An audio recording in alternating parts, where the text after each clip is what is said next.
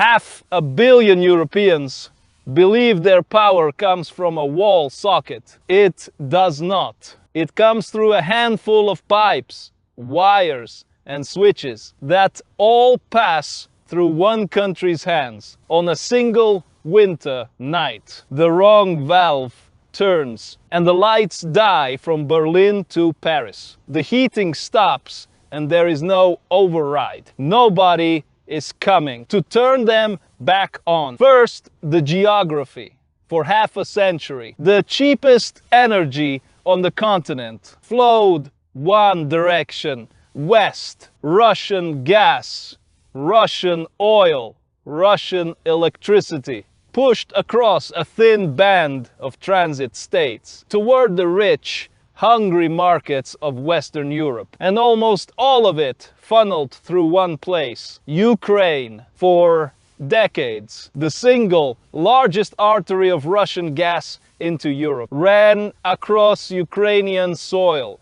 One country, sitting astride the pipes that warmed an entire continent. Add the parallel lines through Belarus and Poland, the undersea links across the Baltic, and a few electricity interconnectors strung between national grids. And you have it. Europe's entire energy life balanced on a handful of seams. This is not a hypothetical. It has already happened. In the winter of 2009, a pricing dispute between Moscow and Kyiv shut the transit pipelines cold for nearly 2 weeks. In January, more than a dozen European countries lost some or all of their Russian gas. In Bulgaria, in Slovakia, factories closed and homes went dark in the deepest part of winter. Then came 2022. After the invasion, the flows became weapons. Russia throttled the Nord Stream pipeline under the Baltic. First to a trickle, then to nothing. And in September, the line was severed entirely by undersea explosions that no one has ever claimed. One of the largest energy arteries on Earth was simply erased from the seabed in an afternoon. Now, why this works, why the richest, most advanced economies on the planet can be squeezed by a turn of a valve. 3 reasons. First, storage. You cannot stockpile heat. Europe's gas reserves, even when full, cover only weeks of hard winter demand, not months. When the inflow stops, the countdown starts immediately. Second, geography. The grid was built to flow one way, east to west, reversing it. Pulling gas back the other direction is slow, limited, and expensive. You cannot simply replumb a continent in a cold snap. Third, timing. The squeeze only ever comes in winter, when demand peaks, when alternatives are scarcest, and when a frozen population has the least patience for a government that cannot keep the lights on. So who holds the switch today?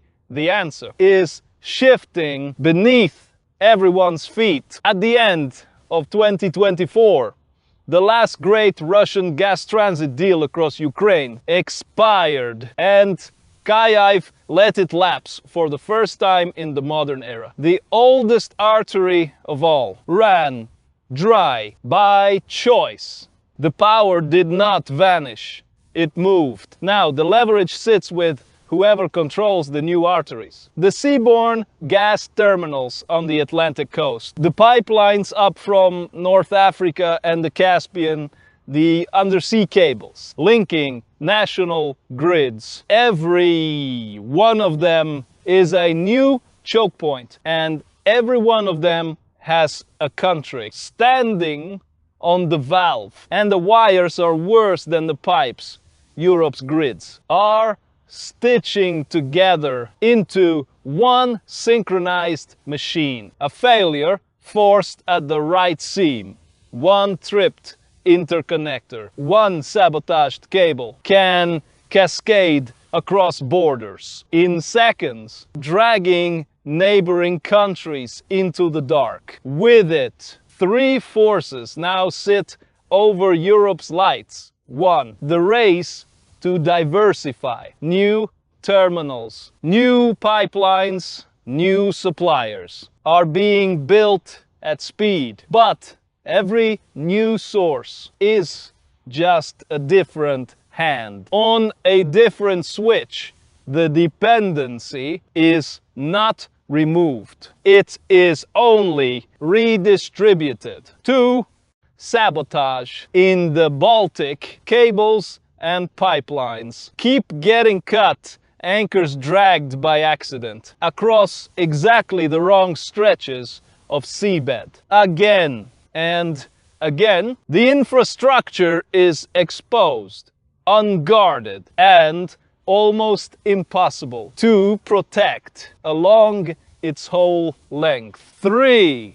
The politics of cold. A government that cannot heat its people does not survive the spring. Whoever holds the switch holds not just the lights, but the patience of voters, the price of bread, and the stability of the state itself. Europe is not short of money, it is short of seams. A continent that thinks of itself as safe runs its entire modern life through a few pipes, a few cables, and a few hands on a few valves. The floor is real. It is just very, very thin. That was Europe Switch briefly. Subscribe to World Briefly for more focused explainers on the next regional story that matters. Yes, in final line, no cadence promise.